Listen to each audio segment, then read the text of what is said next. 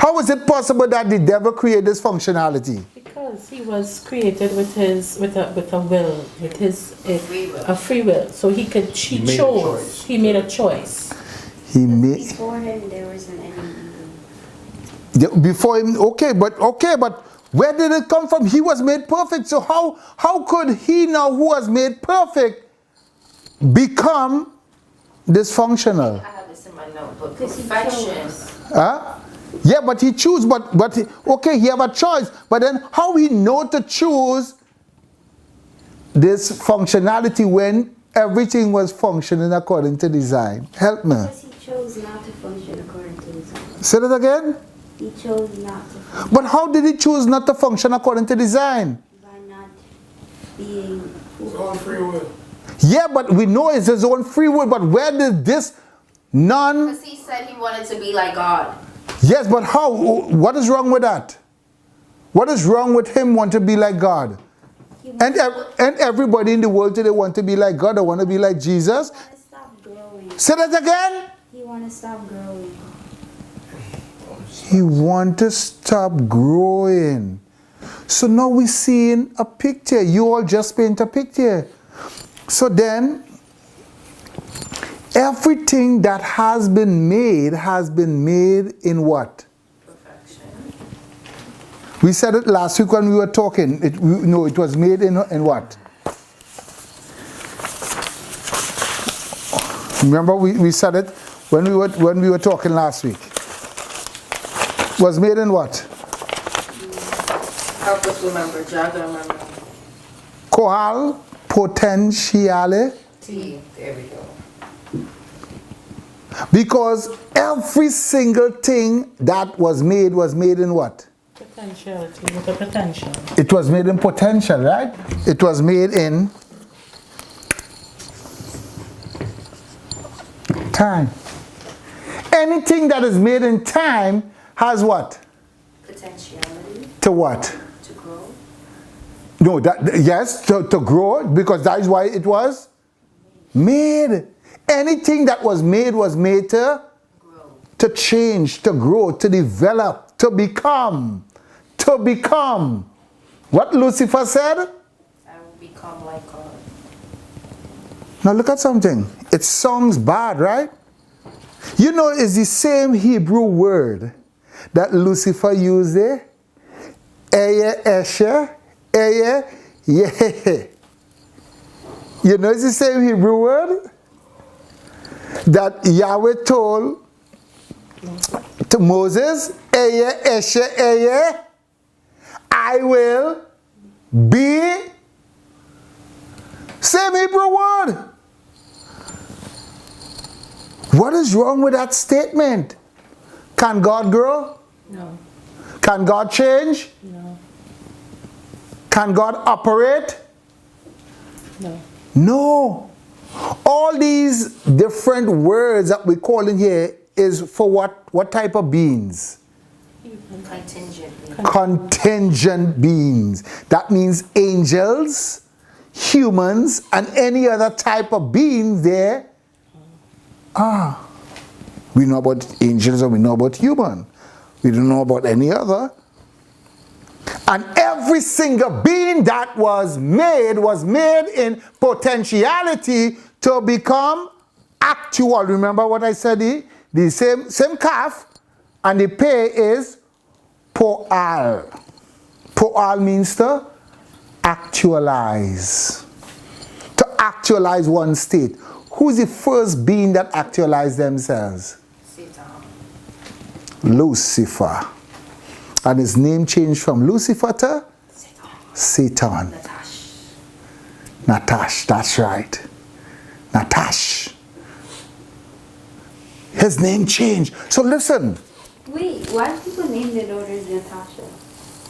That's a very interesting word. Just Name their daughters Jezebel. Right. Why do people do that? exactly. Yeah, there's another nice meaning. Natash is from Satan. So now, look, what I'm trying to get to you all here this evening is that we live in a time where people don't want to associate with church. When you hear the word church, what's the first thing what's supposed to come to your mind is where you go is a place where the body of Christ assemble. That's basically what the church ought to be. Where you learn how to differentiate what? Good and bad. Good and bad, right and wrong. And it all goes to the definition of what is good and what is bad. If you have those two definitions in your head, you feel you could be fooled. But then if you don't know is or Yod He Wav He, Jesus Christ, could you know what is good? If you don't know how a thing was designed to function, would you be able to see something is good? Who can tell me how a man was designed to function? How a woman was designed to function? Tell me. Tell me. Come on. How a woman was designed to function? How a man was designed to function? A man was designed to function as a man when he reached the age of 13. As a priest, husband, father, teacher, and leader.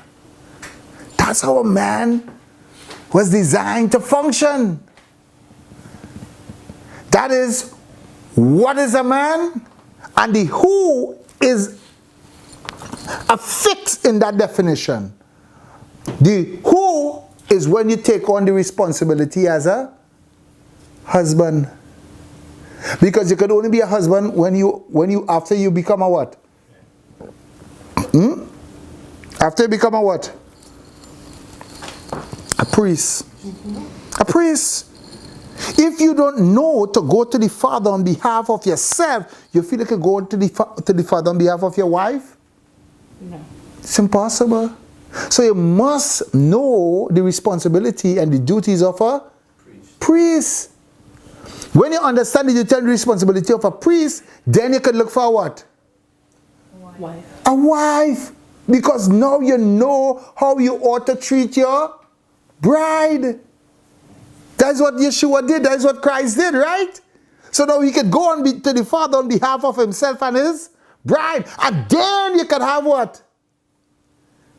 You could be a father. You could have children. And when you have children, you could now teach them how to be a priest.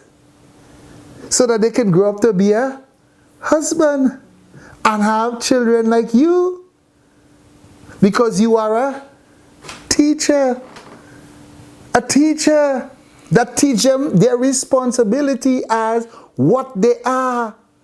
Why they were designed the way they were designed. And now you become a leader, not only to your family, but to your community.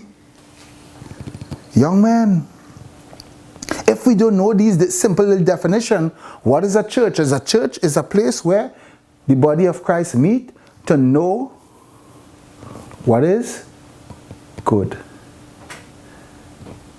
What is good? I think it's a Colossians